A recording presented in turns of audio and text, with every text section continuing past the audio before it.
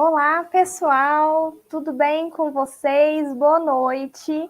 Estamos aqui na segunda live do evento do Amaral Debates, onde nós vamos fazer uma semana de lives online gratuita com um evento super legal para trazer para vocês informações para o negócio de vocês, para o escritório de vocês, para os estudos de vocês. Vamos falar sobre tecnologia, sobre segurança, investimentos. Ontem nós já tivemos uma live com o Heitor, então se você não assistiu, ela está aqui no nosso canal. Você consegue assisti-la quantas vezes você quiser. E provavelmente no nosso Instagram, @AmaralAdvogados, você terá acesso a alguns cortes também, tá? Do que será falado aqui, do que foi falado ontem. Se você não teve acesso à programação, depois dá uma olhadinha no nosso canal, já tem algumas lives agendadas. Então, amanhã tem mais uma live, às 11 da manhã, para a gente falar sobre como reter talentos. À noite, nós vamos falar sobre smart contracts, se não me engano. Na sexta, nós vamos falar sobre investimentos. Então, assim, vai ser uma semana repleta de conteúdos para que vocês consigam aproveitar ao máximo e reter informação de qualidade aqui com a gente. Então, para essa noite de hoje, eu trouxe 2 convidados para a gente falar sobre segurança e tecnologia dentro das empresas, dentro das startups. 2 convidados de peso que compõem o nosso ecossistema, são muito ativos no nosso ecossistema e que estão dentro de 2 grandes startups aqui da nossa cidade. E eu não vou apresentar eles, não, vou deixar para eles se apresentarem, porque eu acho que é mais legal e para não cometer nenhum erro também. Então vamos lá, vou colocar aqui na tela o Fio e o Silas. Olá, pessoal, boa noite. Olá, boa noite, Larissa. Tudo bom? Boa Tudo noite. ótimo.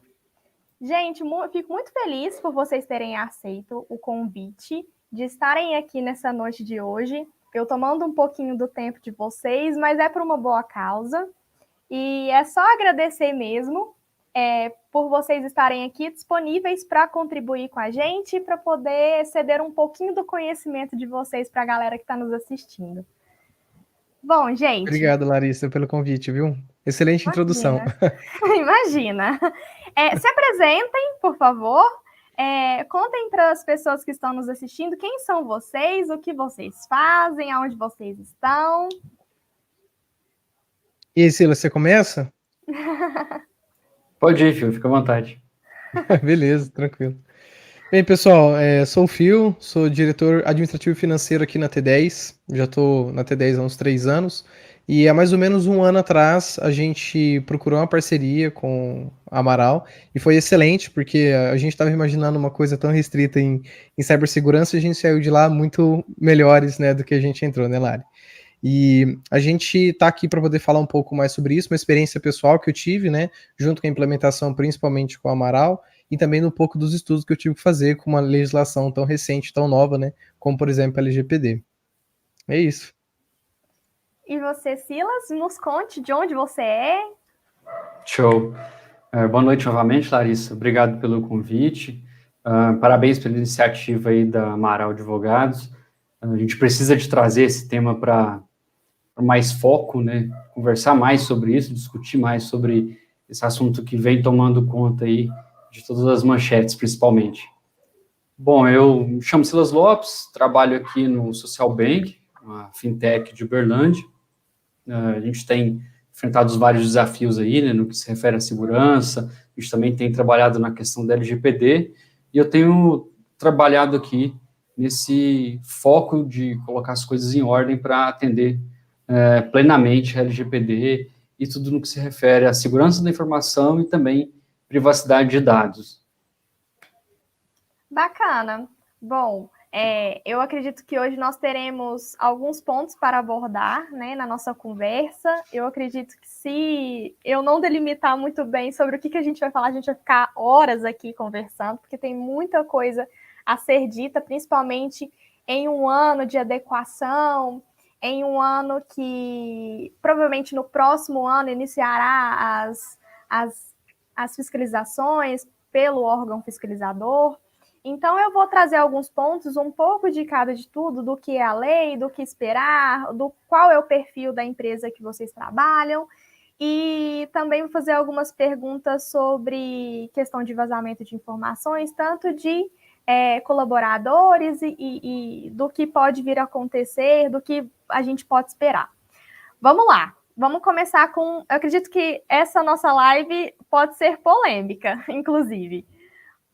O primeiro ponto: como manter um ambiente seguro em uma era em que as startups estão sujeitas a sofrerem grandes ataques?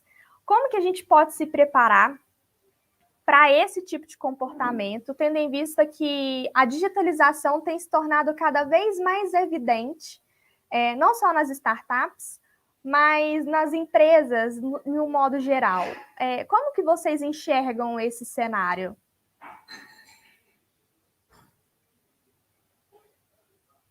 Bem, acho que o Silas vai ter uma visão aqui de produto também, né?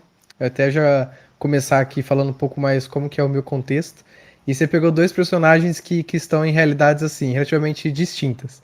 Sim. Aqui na T10, a gente é uma empresa de consultoria, então a gente atende clientes, na maioria das vezes, para terceirização.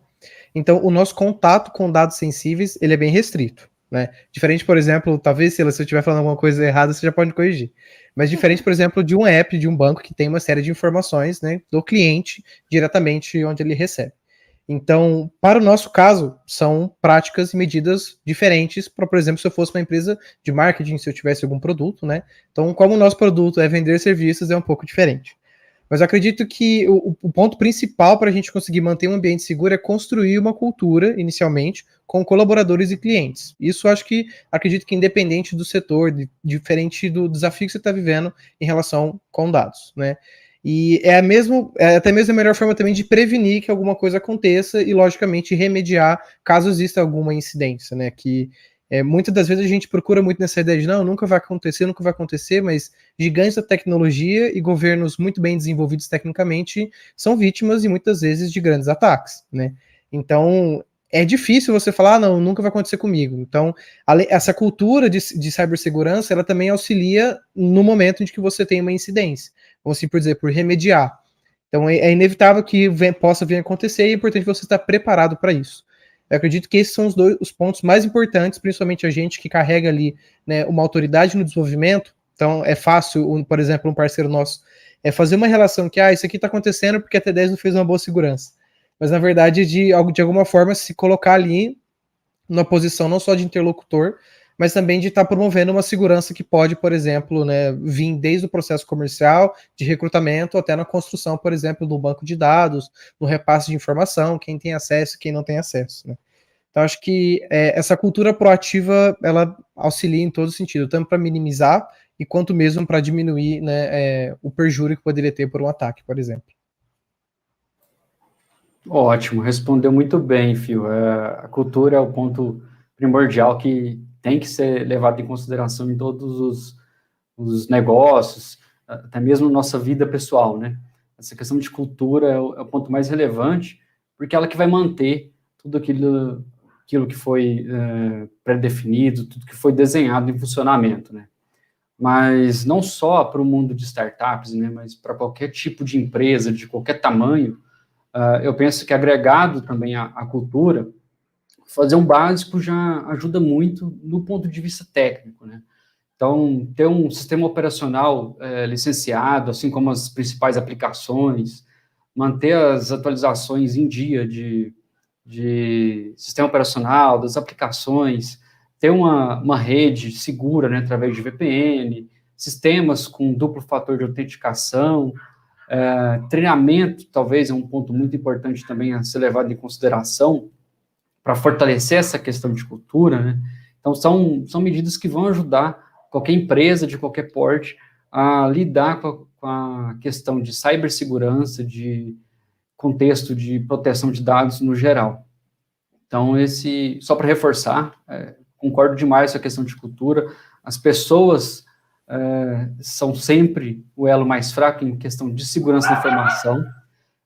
Você pode ter o melhor sistema do mundo, a maior proteção, mas se você não tiver uma equipe de pessoas, colaboradores, também os fornecedores, né, que o Fio comentou, todo mundo conscientizado, todo mundo treinado, todo mundo cansado de ouvir sobre segurança, alguém vai clicar no e-mail, no spam, e vai baixar um ransomware, vai baixar um spyware, e vai acabar afetando toda a rede da empresa e vazando dados. Né?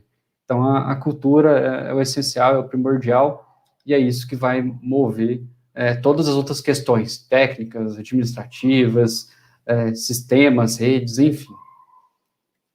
Beleza, vocês tocaram num ponto muito importante, que é a questão da cultura. Mas, além disso, o Silas trouxe outros pontos, que é a questão do treinamento, que são as pessoas. E levando mais por esse lado das pessoas, a gente sabe que por trás das empresas, principalmente da T10, do Social Bank, existem pessoas que estão por trás de todas as soluções que vocês entregam, até porque precisam dessas pessoas altamente capacitadas para entregar um produto e um serviço de qualidade. E como manter essas pessoas treinadas e capacitadas para que consigam entregar uma solução eficiente e manter, ao mesmo tempo, a confidencialidade das informações que vocês retêm? Olha, justamente, o Silas tocou em pontos importantes, principalmente da prática, né? E a gente ainda aqui tá crescendo bastante com essa maturidade e por não se tratar, como eu comentei, né? Por não se tratar de uma empresa que está lidando diretamente com dados pessoais, realmente o nosso risco é menor. Então, muitas das vezes, o caso que mais acontece é justamente isso. O cliente, ele, por exemplo, tem um app ou ele tem alguma aplicação que trata dados pessoais, né, e sensíveis, e a gente precisa estar em conformidade. Então, a gente, para começo de tudo, né, foi necessário fazer um estudo de qual que é o risco que a gente tem, onde esse risco está, e a partir desse risco implementar uma política e um manual de incidências também. Então, como que a gente pode não só treinar a nossa equipe para estar preparado para entender o que é estar em compliance ou não, mas também como, né, saber reagir a esses incidentes. Então, refrescar de fato esses insights principais, né, sobre esse treinamento, sobre essa política, sobre esse manual, é muito importante para que no momento que a pessoa esteja ali debruçada no que ela está fazendo, ela tenha pelo menos assim uma presentificação racional do que ela está fazendo e conseguir imaginar de que aquilo possa vir a incorrer em algum tipo de problema, né? E tá sempre em conformidade com o cliente. Fala, olha, você consegue passar para mim de que só o meu desenvolvedor desse e-mail vai ter acesso a essa informação, falei, só ele pode ser, ok, isso a gente pode controlar dessa forma. Então, o controle de acessos para os nossos clientes é muito importante, mas a maioria das vezes que a gente está lidando com dados pessoais, na nossa realidade, é sobre os nossos recrutados, né? Os candidatos que estão prestando processo seletivo com a gente. Então, ali tem dados muito sensíveis. E aí que entra, de fato, a confiança em sistemas de segurança que a gente utiliza. Então, os nossos RPs, e tanto os nossos HCMs e tanto os nossos softwares de recrutamento, eles já estão em compliance dessa forma, né? Então eles fazem a gestão dessa base, então vamos assim por dizer, a gente tem uma responsabilidade solidária, mas no final das contas, quem está fazendo a segurança para a gente é esse software e a gente não faz nenhum tipo de transpasse de informação dessa ferramenta para alguma outra que pudesse ser, de alguma forma, vítima de algum ataque. Então a gente consegue dessa forma criar um ambiente ainda não 360 seguro, mas um ambiente que pelo menos ali no ponto onde mais a gente está exposto, a gente está de fato ali, vamos por dizer, coberto com essas práticas, né? Exatamente, Phil. Não acrescentaria nada à sua fala, foi perfeita, foi exatamente ao ponto, né? Trazendo da primeira questão, essa questão de cultura, o que talvez a gente não comentou é realmente a questão de política. Ter as políticas implementadas, políticas de acesso, políticas de controle de incidentes, políticas de segurança no geral, que vão suportar tudo isso, e também códigos de ética, códigos de conduta, que vão normatizar as atividades no geral, né? Então, não acrescentaria nada, né, na sua fala aí quanto a isso. Beleza. A gente falou de políticas, falamos de alguns documentos que nós precisamos preparar para poder estar adequados, estar em compliance. E quando a gente fala de política, olha, eu já estou levando para outro ponto. Quando a gente fala de política, nós logo pensamos na LGPD, que é um tema que está em voga já tem um tempinho. Talvez para alguns seja um terror, para outros até que não, porque algumas empresas já estão se adequando ou estão adequadas há algum tempo. E como encarar essa legislação que é tão robusta e que requer um grande preparo do ponto de vista prático dentro do dia a dia de vocês?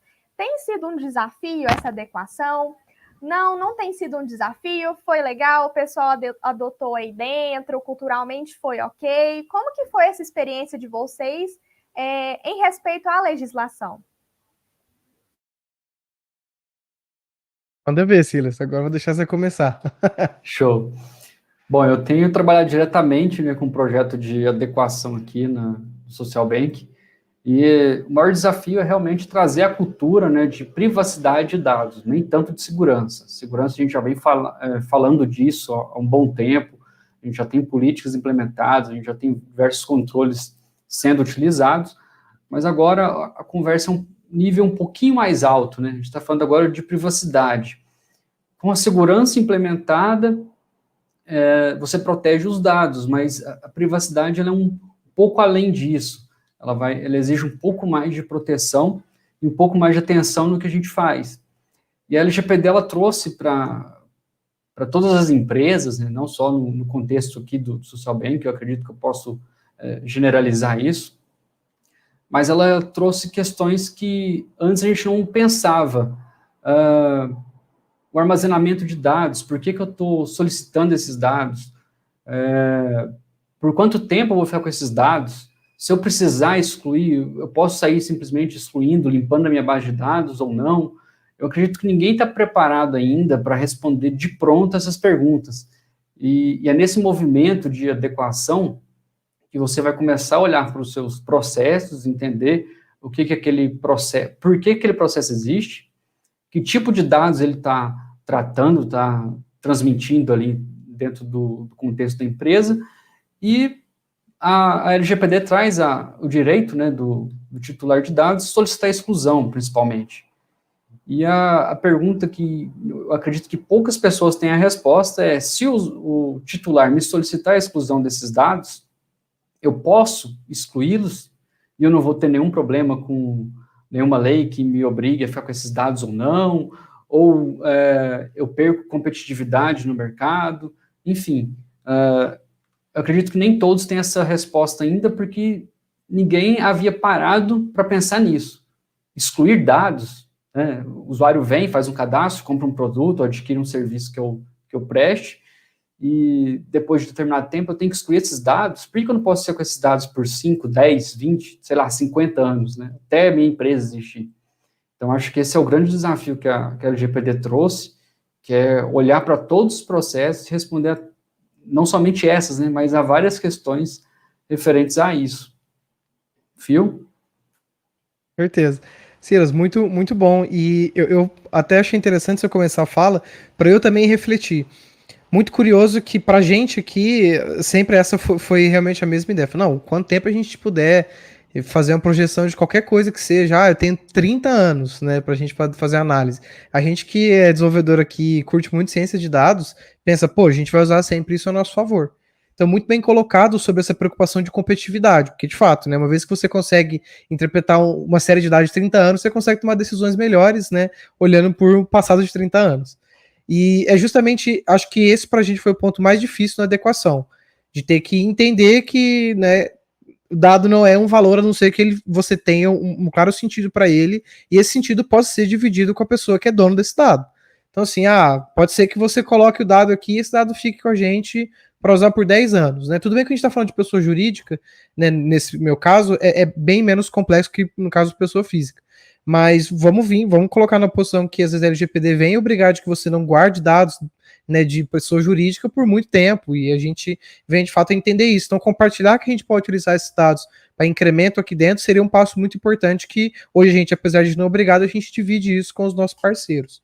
E o desafio, acredito que tenha sido mais na parte, já retomando a pergunta da Lari, principalmente na parte de recrutamento, porque a gente queria pegar todo tipo de dado possível. Então, todo tipo de dado que a gente tiver do recrutador, do recrutado, a gente quer utilizar isso, porque no futuro vai ter machine learning, no futuro a gente vai conseguir desenhar melhor, e para a gente contratar é simplesmente uma estratégia, assim, importantíssima, né? A gente é uma empresa que presta serviço, precisa de mão de obra. Se essa mão de obra não estiver disponível, a gente não consegue, né, lidar bem.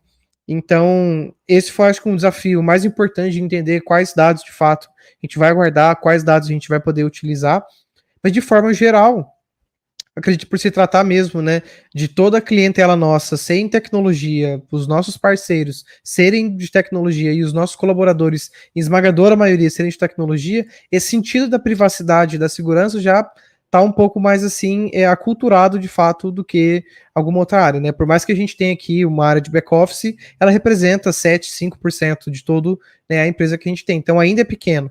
Então, e esse time estava muito envolvido com a consultoria, principalmente da Amaral. Então, para a gente que estava de perto, né, colocando isso em prática, foi onde a gente conseguiu encontrar desafio. Mas na hora que a gente foi aplicar, o pessoal já estava muito bem familiarizado com o que seria possível. Muitos deles já sabiam onde estavam os riscos. Então, vamos por dizer, muitos levantaram a mão e falaram: ó, aqui tem um risco, vamos tentar tratar.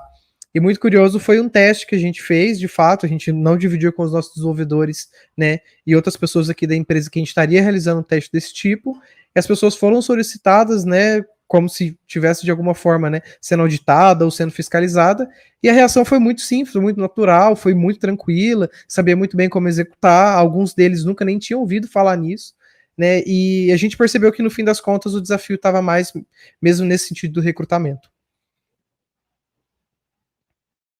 Que bacana! Isso mostra a maturidade das empresas em que vocês estão quanto a essa questão. Eu digo maturidade, talvez nem seja pela adequação em si, mas pelo olhar para dentro e tentar entender aonde está o risco. Isso é muito bacana, a gente vê esse comportamento na fala de vocês.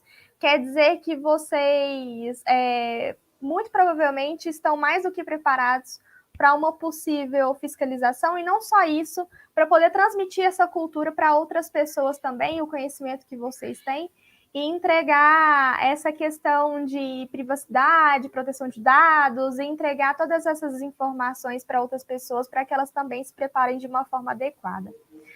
Agora, pensando do outro lado da chavinha, a gente falou um pouco de consumidor final, de prestadores de serviço, de produtos, enfim, é questão de cultura interna, mas nós sabemos também que internamente, principalmente, eu acho que mais para o lado da T10, que trabalha com o desenvolvimento em si, existem a questão das informações confidenciais da própria empresa de vocês, né?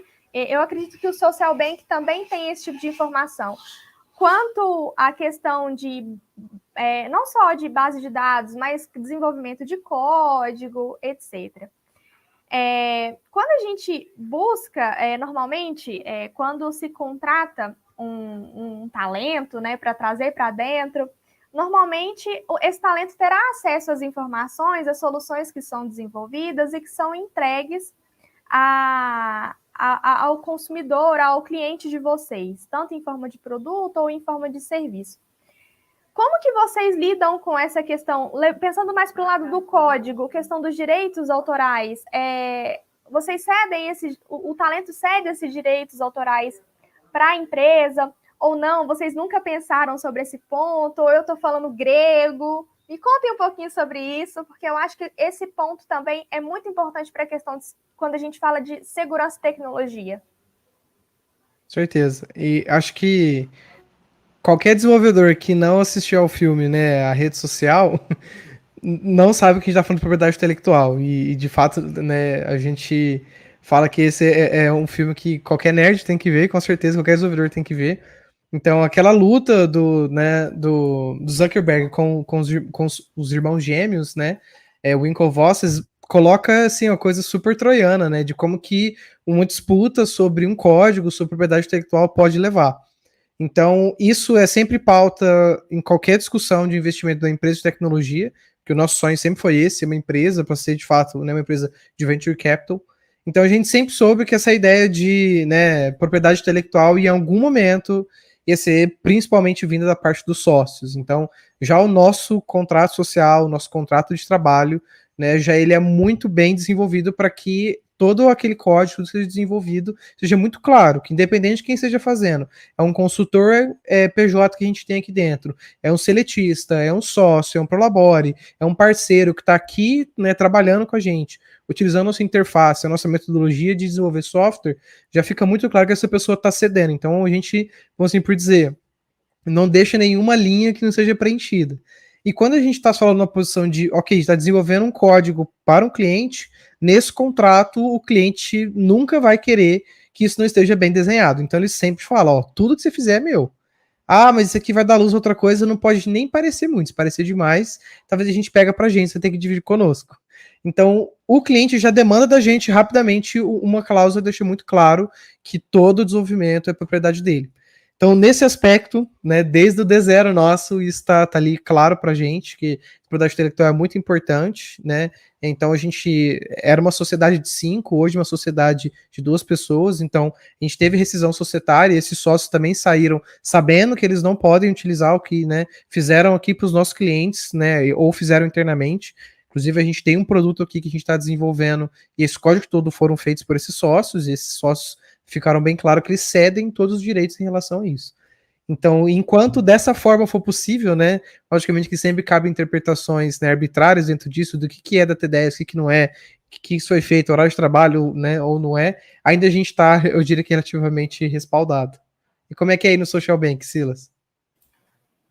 Da mesma forma, o melhor instrumento é realmente o contrato de trabalho, né, onde tem as cláusulas bem claras ali de que tudo que é desenvolvido é de propriedade do Social Bank, não de quem está efetivamente desenvolvendo ali, né. Só um ponto aí para acrescentar sobre a questão de acesso a dados, né, a gente tem um ambiente de desenvolvimento, uma segmentação muito forte. Quem desenvolve só coloca a mão em código fonte, ele não vê dados de usuários da plataforma. Quem trabalha com banco de dados tem acesso à base de dados, mas também não é acesso deliberado, acessa e visualiza qualquer tipo de informação. Então, a gente tem essa segmentação bem estruturada, a gente tem controles fortes de segurança quanto a isso, e mesmo que alguém queira, né, de outra área, ter acesso a determinadas informações, essa pessoa não tem acesso por conta dessas diferenciações dentro da empresa, de acordo com cada cargo. Com certeza, e mesmo que a gente também esteja exposto a certa medida de sabotagem também, né, que isso pode vir uma coisa acontecer, em certa medida a gente consegue responsabilizar essa pessoa, né, então a gente tem um NDA quando a pessoa entra aqui, quando vai falar de proposta, a gente vai apresentar um onboard, então tem já o NDA muito claro, que a pessoa não pode dividir essas informações sigilosas, sejam elas de propriedade intelectual como código, ou sejam elas de dados, né, pessoais, por exemplo. Então a gente tem aqui um time extenso de qualidade e eles naturalmente testam em produção, né? Então eles precisam ver se está rodando. Então não vai ter como, vai estar o nome do Zé, vai estar o nome da Maria lá, vai saber que a pessoa comprou, né? Mas a gente primeiro, além dessa, vamos colocar aqui, essa legalização contratual, a gente também tem né, uma espécie de peneira de soft skill. Fala, olha, você vai estar lidando com um cliente, por exemplo, a gente é parceiro da Shopper, é um grande supermercado online, então vai fazer teste, você tem acesso ali de 500 mil usuários, né? A pessoa está de teste ali, a gente vai colocar essa pessoa lá dentro, tem que estar muito claro, então a gente já divide com ela, né? Ainda que informal, ainda que não como utilizar como uma prova ou como algum tipo de instrumento, né, não a favor da pessoa que possa vir a sabotar, mas pelo menos a gente faz uma peneira ali para perceber se a pessoa tem maturidade para lidar com tais circunstâncias, né? Então, por mais que alguma coisa suba a cabeça, a gente tem alguma forma de responsabilizar solidariamente essa pessoa que está aqui trabalhando, mas no fim das contas, quem vai pagar o preço caro por isso seria a T10, né? Então, desde o começo, reforçando, né, como o Silas comentou também, você também, Lari, sobre a cultura, né? Como que você está aberto para falar sobre isso, né? Ah, fiz alguma coisa, foi sem querer, beleza. Você tem maturidade para dividir com a gente quando algo acontece desse tipo, né? Ah, foi uma prática que eu deixei, então conseguir dividir conosco, né, de maneira tranquila, também é um espaço seguro para que as pessoas possam, por exemplo, né, trazer suas inseguranças.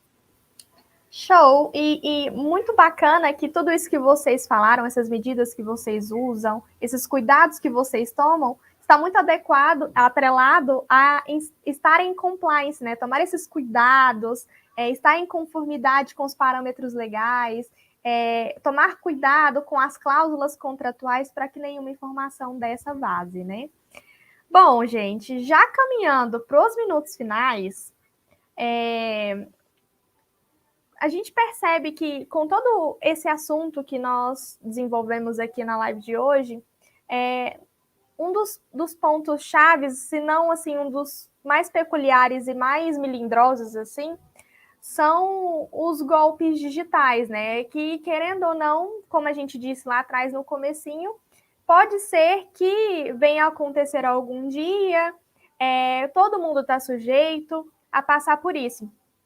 Então, nós temos percebido que com esses golpes, com essas condutas adversas, as empresas têm se preparado mais para poder receber esses golpes, talvez de uma forma que não prejudique tanto as informações que foram adquiridas no decorrer do tempo.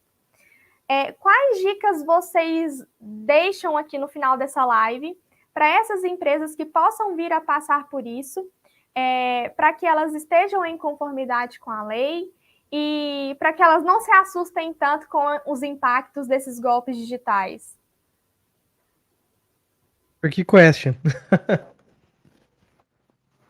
Deixa eu refletir um pouco, Lari.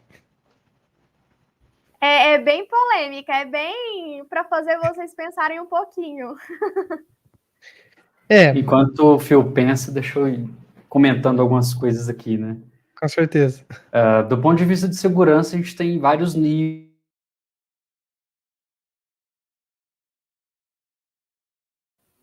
Acho que ele deu uma travadinha lá, né? Acho que voltou. Voltou. Pronto. Vamos falar assim, que dentro de segurança a gente pode atacar isso em diversos níveis, né? O primeiro nível, a parte técnica, a parte tecnológica falando, você tem que implementar várias ferramentas para controlar a rede, acessos, sistemas, uma parafernália toda aí de tecnologia, com um monte de sigla, um monte de nome estranho em inglês também, e colocar isso para funcionar dentro da empresa e monitorar o seu ambiente, seja da parte de rede até a parte de acesso a uma pessoa a determinado sistema. E aí você sobe um nível a mais, é onde você começa a construir questões relacionadas a políticas, a normas, a práticas, e estabelece o que tem que ser feito, como deve ser feito. E o último nível que a gente pode atacar, assim, são as pessoas, que esse, que é sempre o elo mais fraco, é só cultura. E a cultura você vai desenvolver ela com treinamento, conscientização, sempre falar do assunto, batendo sempre na mesma tecla. Não tem jeito, as pessoas têm que enjoar de ouvir falar sobre segurança, elas têm que enjoar.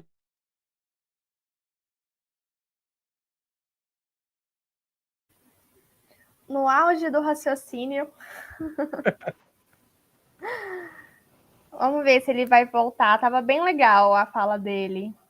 Muito bom, com certeza. E a recorrência, né, é o ponto importante disso, né, Lari? Por mais que a gente, em muitos momentos, né, a gente está aí repensando a forma do aprendizado, a não ser por, né, recorrência, mas quando a gente está debruçado, em certa medida, né, sobre uma questão dessa, que é processual, ela é quase, né, a nível de auditoria, não pode ter muita margem para interpretação, então tem que ser bem exato, né, você tem que saber muito bem como se posicionar, então acho que realmente tocar nesse ponto várias vezes nos insights mais relevantes é muito importante. E saber como, né, por exemplo, quais pessoas têm acesso a informações sigilosas e trabalhar com elas é importante também, né? Para poder, de alguma forma, amenizar de que aquilo desdobre alguma coisa assim, que não tem como mais conter, né? Silas, você estava bem no momento, estava comentando sobre a recorrência, a importância da recorrência, né, nesses treinamentos e tudo mais. Isso. E aí você atacando nesses níveis, você vai minimizando, né, um possível golpe, uma possível tentativa de invasão, um possível ataque à sua empresa. Porque quem vê alguma palestra sobre segurança vai ouvir isso. Existem dois tipos de empresa no mundo. Aquela que foi atacada e sabe, e aquela que foi atacada e ainda não está sabendo, né? Porque todo mundo está exposto na internet, seja um site mais simples possível, até o seu sistema de gestão, seu sistema ERP, enfim. Você tem várias informações hoje da sua empresa disponível na internet. Então, de uma forma ou de outra, esse pessoal está sempre procurando uma forma de entrar, de invadir, de ter acesso a dados que não deveriam, né? E acho que, mais uma vez, inevitável, né, que de algum momento a gente fique imune, 100% imune a isso. Eu estava até dividindo com a Lari nesse ato, Silas, a respeito da importância que é a gente também dividir informações que são de alto nível de sensibilidade com pessoas que precisam daquelas informações. Pelo menos para a gente conseguir conter. Tem algum ataque aqui que, de fato, né, de um sequestro digital, assim por dizer, pelo menos que ele fique contido. Ou em uma área, ou numa equipe, ou em um projeto, para que aquilo não venha, por exemplo, a manchar, desde a gestão comercial até a gestão de talentos, isso, né, comece a travar todo um sistema. E conseguir compreender também aonde que estão esses riscos para que você possa amenizar quando eles acontecem é muito importante. Eu não consigo, o meu time comercial não consegue avançar na prospecção dele se as informações não estiverem disponíveis. Então, beleza, vai precisar de um archive, vai precisar fazer um backup diário sobre aquelas informações para caso, mesmo que não seja somente um ataque, né, mas que possa vir a ocorrer uma falha técnica, é importante que as informações que são indispensáveis sejam disponíveis, né? Então a gente sempre começa pelo mais importante. Acho que isso que é o legal também, na forma que a gente enxerga a cultura aqui. Ok, a gente ainda é uma coisa ongoing, reforçando muito o que o Silas também comentou. Não se tem as respostas para todas as questões, para todas as dúvidas, né? Ainda é um assunto muito novo, a gente está refletindo sobre isso agora, né? Então, a importância que a gente trabalhar com a prioridade aqui na T10 também tem sido chave. Então, por onde a gente começa? Onde a gente está mais propício ao risco? E se isso acontecer, né, quais seriam os desdobramentos disso para nossa gestão, para nossa operação, né? E, de fato, fazer uma mensuração de quanto que esse risco pode acontecer e quase fazer um trabalho de seguro, né, de hedge. Então, vamos proteger uma coisa que vai acontecer no futuro. Eu não sei quando vai acontecer, mas ela muito provavelmente vai acontecer. Eu preciso estar pelo menos ali seguro em certa medida, né, para não ficar 100% exposto a esse risco. Que, poxa, que fim trágico, né? Uma empresa tá ali lidando com a situação e simplesmente deixar de existir ou passar a existir de uma forma bem mais sensibilizada por conta de um ataque, por conta de um problema, ou até mesmo uma fiscalização, uma atuação que possa vir a ter, né? Sim, exatamente. Bom, eu acho que é isso a mensagem que a gente precisava passar hoje sobre as questões de segurança, tecnologia.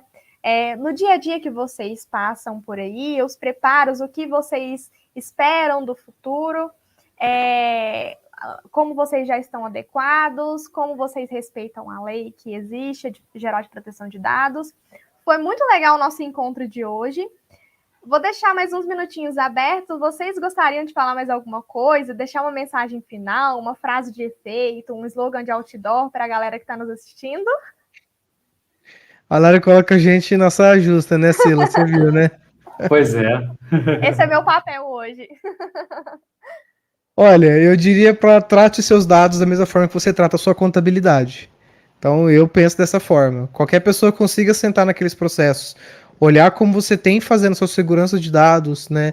Como é feita a contabilidade, auditável, e que você é obrigado a entregar para a Receita todo mês, todo ano, todo período, eu acho que seria a melhor dica ou qualquer frase de efeito que possa ter. Desde o pequeno empreendedor que está começando agora, que tem um problema pequeno, da mesma forma que ele tem uma contabilidade pequena, então, né, realmente os desafios de tudo isso que a gente está falando sobre segurança cibernética, sobre ataques, sobre LGPD, tudo isso cresce quando o seu negócio cresce, né?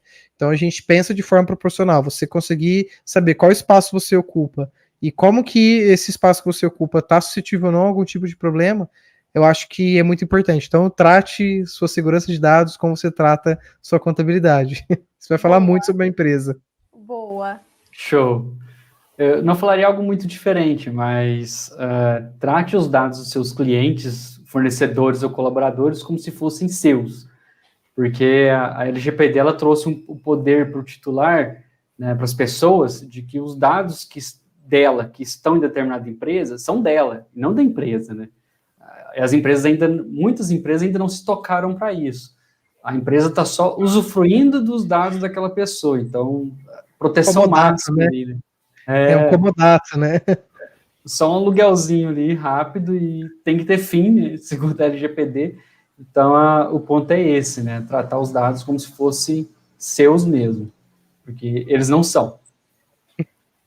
Beleza, gente, arrasaram. Gostei demais dessa frase final de vocês, dessa fala final. Acredito que vai contribuir muito com quem está nos assistindo e espero que as pessoas acatem o que foi dito hoje, que elas peguem para si as dicas que foram dadas para os negócios dela, para os estudos, para quem atua com LGPD também, que sirva de lição e que auxilie as pessoas a entenderem um pouco melhor a temática de segurança e tecnologia.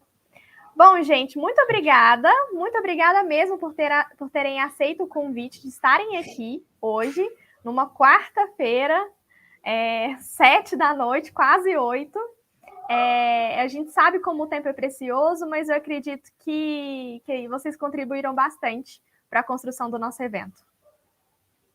Legal, muito obrigado, viu, Lari? O convite, assim, excepcional, muito bacana. Muito feliz também, consegui dividir o palco com o Silas, uma pessoa que eu tenho, assim, muito carinho. A gente já trombou em muitos momentos, né, Silas? A gente tá sempre aí mexendo doce, em certa medida, aí no ecossistema de inovação. Eu acho que isso que movimenta a gente, né? A gente conseguir dividir a palavra, independente do contexto, independente de quantos, ou independente da onde, a gente tá sempre feliz em conseguir evangelizar a palavra da inovação, né? É isso, muito obrigado. Show. Obrigado, Lari. Belíssimas palavras, Fio. Tô louco aí pra gente encontrar de novo, né? Hackathons aí, palestras, eventos de tecnologia. Com certeza. Merece, já quase 2 anos fechado aí, sem tá na hora com a galera, né? A Lari também é uma das que maratona aí, altas madrugadas, né? Eu tô precisando muito voltar. Tô pelo menos assim, para estrear. Show. Legal. Obrigado pelo convite, Larissa. Até a próxima. E, mais uma vez, parabéns aí pelo evento, pela iniciativa. E obrigado também, Fio. Contribuiu bastante aí. E siga à disposição. Se sempre quiserem bater um papo, só chamar. Beleza. O mesmo, pessoal.